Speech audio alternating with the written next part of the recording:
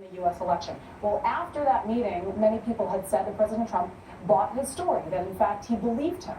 But then later we heard a lot of conflicting stories about the fact that he in fact did not buy it.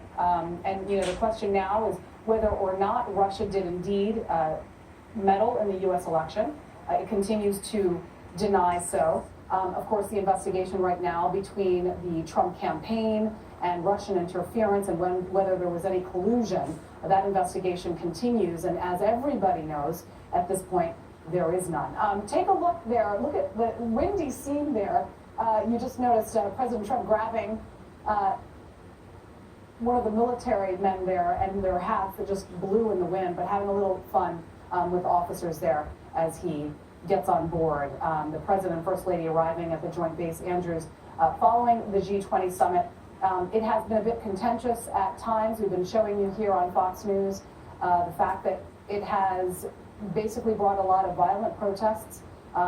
Police enforcement there, in fact, having to use water cannons to disperse violent crowds. And it has been violent at times. Tonight we've been showing pictures of the fact that it had been rather calm and peaceful.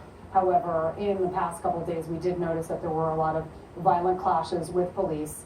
And in fact, over 200 law enforcement officials were injured. But we'll continue to watch and monitor the situation in Hamburg, Germany, as the president returns after what many are calling a successful trip, as he met with world leaders.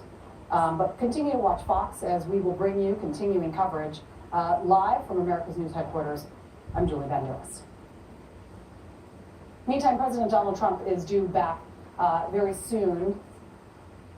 President Trump meeting, of course, with world leaders during the G20 summit, as I just mentioned.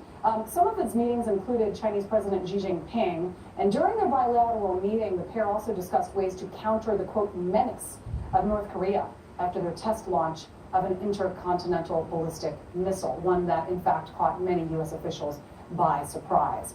French President Emmanuel Macron also at the summit this week. Macron says that he hopes to convince President Trump to bring the U.S. back into the Paris Climate Accord, the topic discussed during the G20 summit. Macron also said that he hopes to hold a climate summit in December to mobilize public and private financing for the Paris Agreement. That is going to do it for me.